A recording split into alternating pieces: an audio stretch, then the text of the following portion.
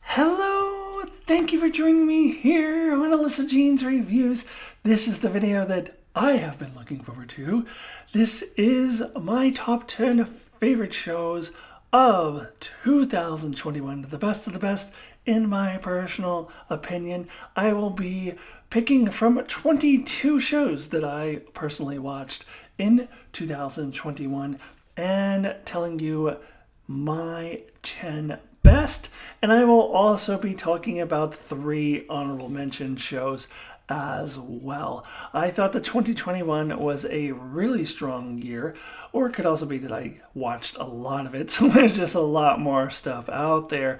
But compared to the previous 2 years in which I have done these top 10s, I definitely think this is the overall strongest year. Although I do think the number 1 shows from 2019 and 2020 are stronger than the number 1 show this year. I think that overall my 10 are just stronger. And speaking of that, I do want to show you very quickly my top 10 from 2019 and then my top 10 from 2020. I'm just going to let it scroll across the screen. You can fast forward past it if you don't want to see that, if you want to get right to the nitty gritty. But I did these videos on my previous channel, Acton Tomko's Review. The 2019 version I did before I transitioned as Acton Tomko, and then the 2020 top 10 I actually had transitioned, but it was the one video I did as Alyssa on Acton Tomko's channel. So both of those videos no longer exist on the internet. I still have them, and I still have the top 10s written down, so I know what they are. So just in case you are curious, I'm going to run that across the screen for you really quickly right now.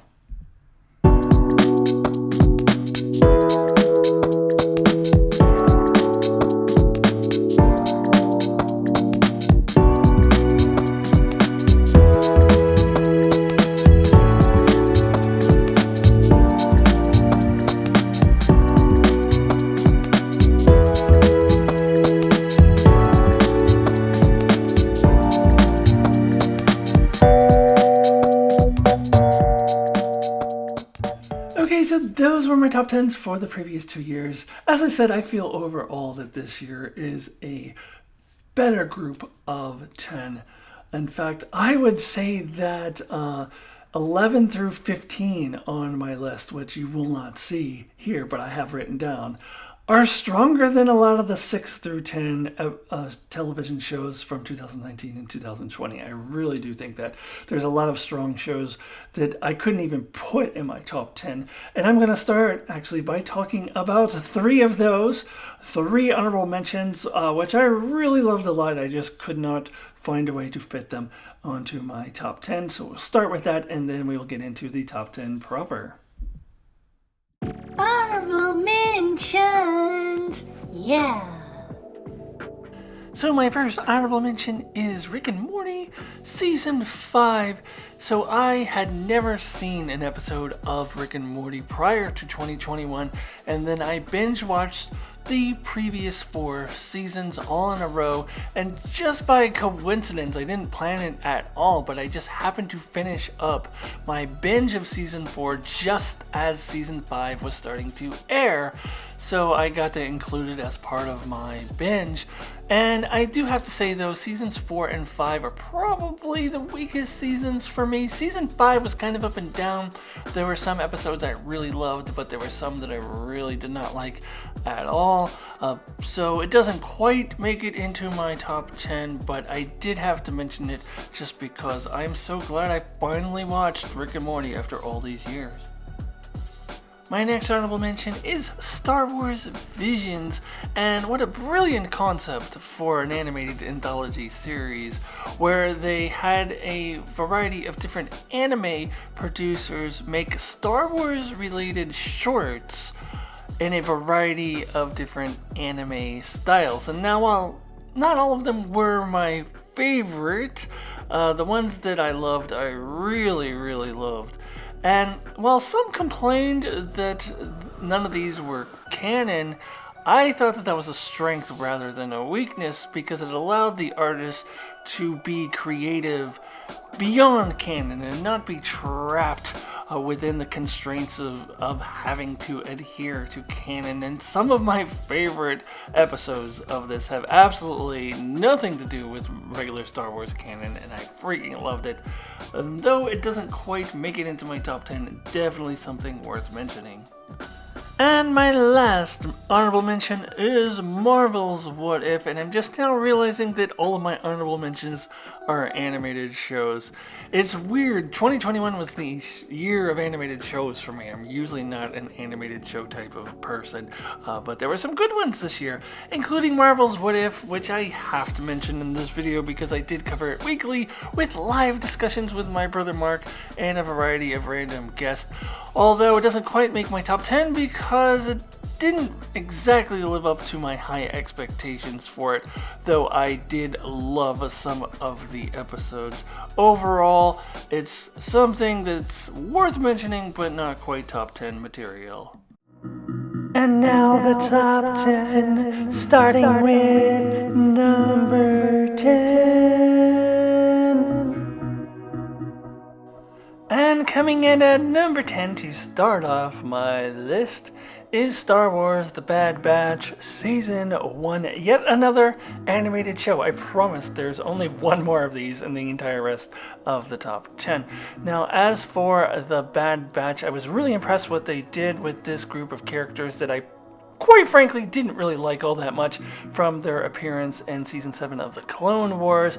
They gave them much more depth, much more heart, and I felt much more connected to them, all the while introducing a brand new character named Omega, or Omega, as she says in her New Zealand accent. My name is Omega, and who is a very intriguing, interesting character, who does fill the role of that little kid in a Star Wars TV show. But I quite enjoyed this show, and I especially enjoyed the setting, which was taking place right after Episode 3, Revenge of the Sith, which is an era of Star Wars lore that we have not really explored that much, so I was very intrigued by that. I think my one complaint would be too much filler. They probably could have cut out the fat and had a few less episodes, and I would have been happier, but overall, I still really feel this is a strong debut for Star Wars Bad Batch, and it is number 10 on my list. Number 9, number 9, number 9, number 9. At number 9, the Netflix show Katla. And if you want to know more about Katla, please watch my video for the most underrated show of 2021, because that's what this is for me. I absolutely loved it, particularly the finale. I thought the finale was a work of art. Really beautiful and touching, and I was crying both tears of joy and sadness simultaneously throughout this episode, and an overall strong season, though it does get a little slow in the start of the season. One might even say a little boring. I would say the finale makes it worth a while. And again, if you want more information, please watch my video for the most underrated show of 2021. And it's most underrated because a lot of people have either never heard of it or they did watch it and didn't like it all that much, but I absolutely loved it, and it comes in at number 9 on my top 10 list. Who is great? Number 8. At number 8, The Wheel of Time, Season 1, a show which I covered weekly on this channel. Now, for anyone who pays that close enough attention to my channel, probably not a whole lot of people, if anyone, you may notice that I gave Katla a 9 out of 10 rating, and I gave The Wheel of Time an 8 out of 10 rating, and yet The Wheel of Time is higher ranked on my top 10.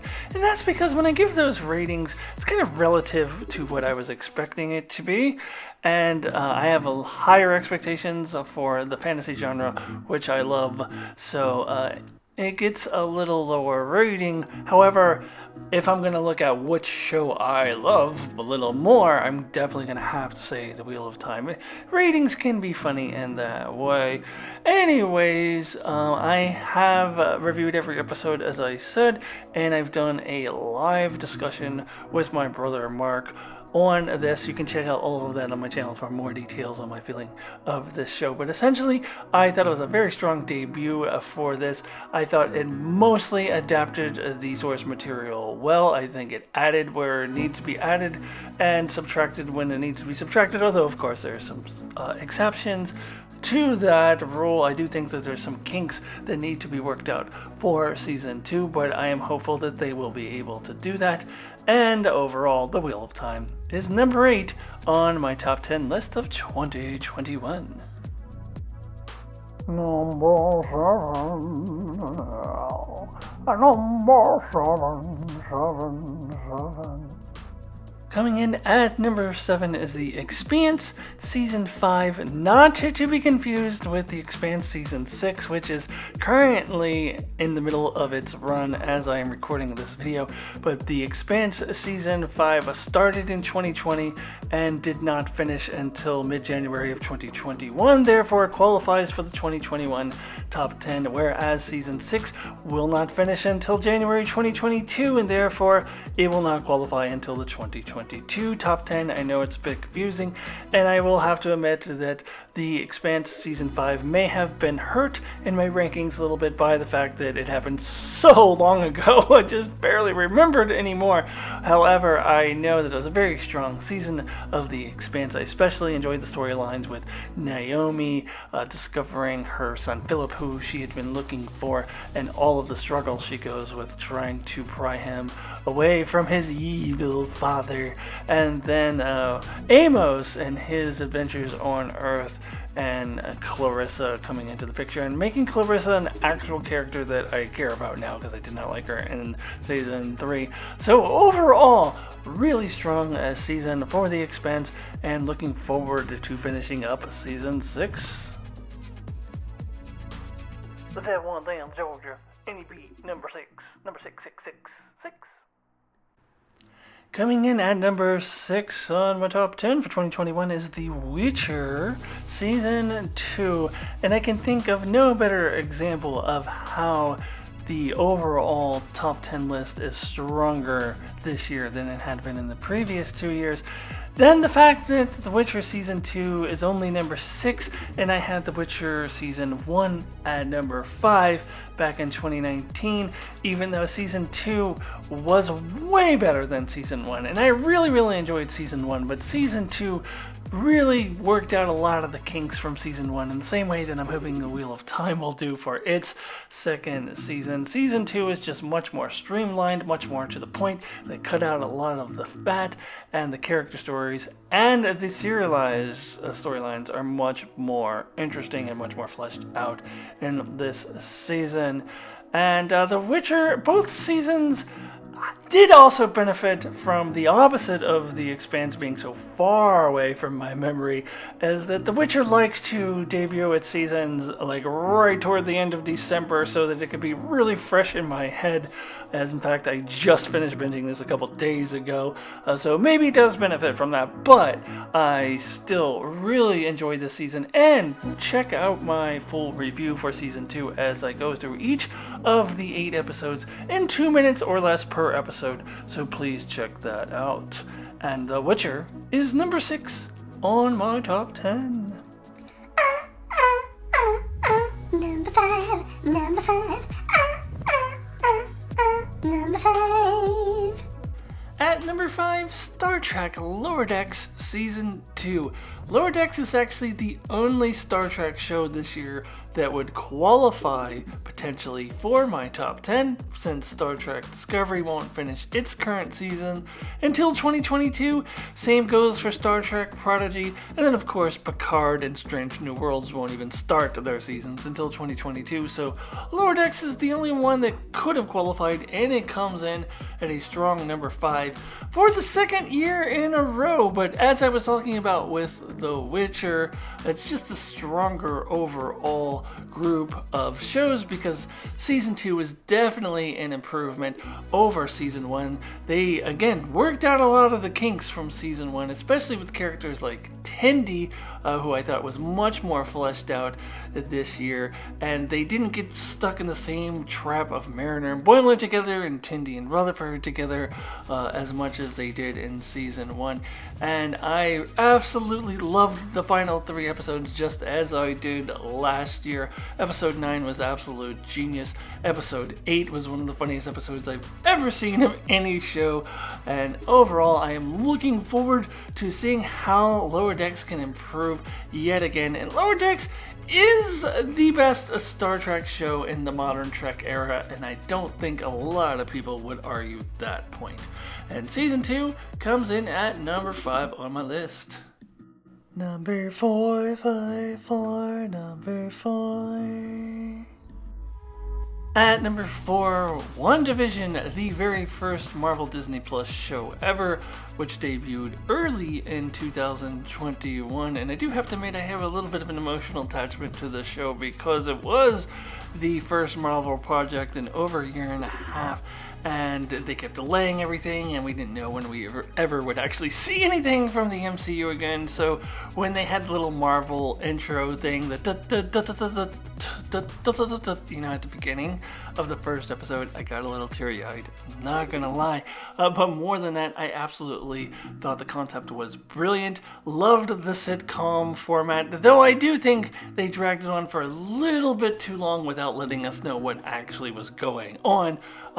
Once I did know what was going on, I was able to enjoy the sitcom format even more, and I just love this magical, mystical stuff, and I loved the finale, even though a lot of people like to crap on it. I thought it was fantastic, and I was never bogged down by the Ralph Boner of it all, or the fact that Mephisto's not in the show, or the fact that I really want the engineer to be Reed Richards, which was ridiculous. So I have a feeling that this show is going to age well. In time, people are going to not think about those silly sorts of things, especially people who haven't watched it yet, who might watch it for the first time in the future. They're not going to be worried about the engineer being Reed Richards and all that nonsense.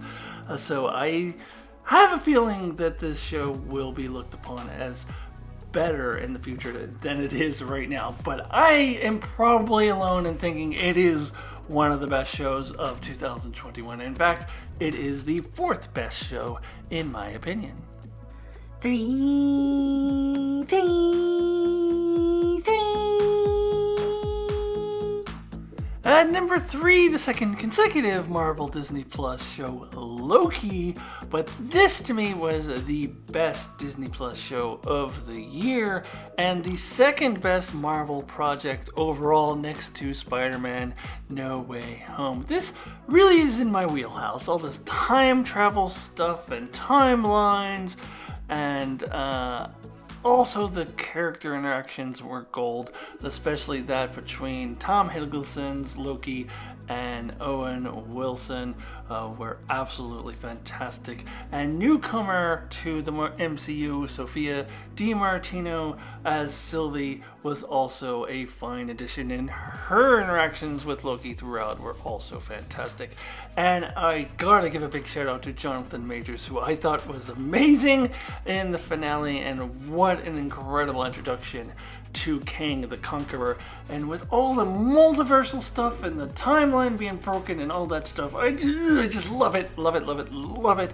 I actually gave this show a 10 out of 10 in my rating scale, so that tells you what to expect from my top 2.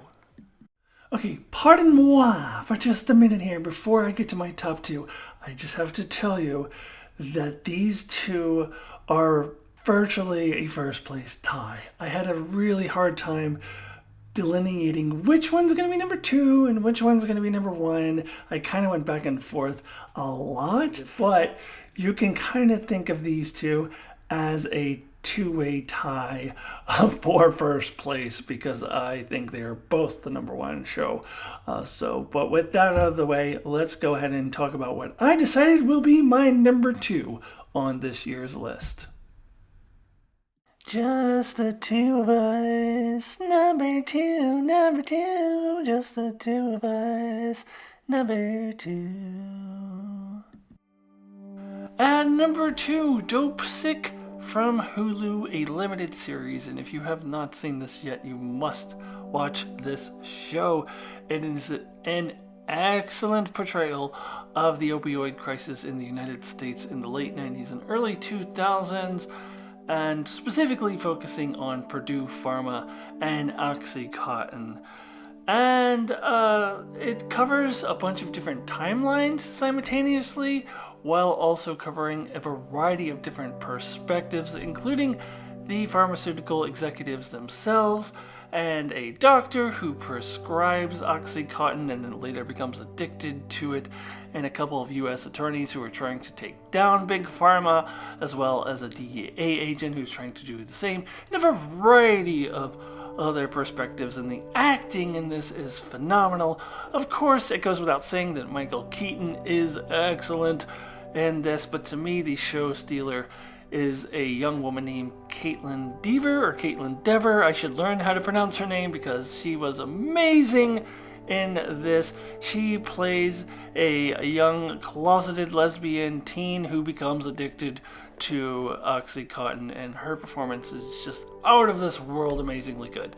So I would definitely recommend watching this if you have not, and it is most definitely number 2, basically a tie for number 1 for me of the year. And now the number 1 show of 2021. And my number 1 show of the year is Squid Game Season 1. So I guess I'm just a person who follows the masses and is incapable of thinking independently for herself because I'm picking this show that everyone else says is the greatest thing since sliced bread. At least that's what it feels like to me. I feel like such a follower for picking this, but I have to be honest with myself, just as I can't decide where a show fits on my top 10 based on whether everyone hates a show. I also can't do that just because everyone else loves this show. In this case, the masses are absolutely correct. This is a masterpiece of a season of television, extraordinarily powerful, and you should watch my review on this one as well, as I pinpoint the exact moment when our main character loses his humanity, and that is the saddest moment of this show, beyond all of the other crazy shit that happens all throughout this season. I don't care if everyone else also thinks this, but I think this was the best show of 2021, and I will stand by that. Okay, all right. Thank you so much for joining me for the top 10 shows of 2021. I had a lot of fun making this video. I hope you had some fun watching it. Happy New Year, and I will see you in 2022. Goodbye, everybody.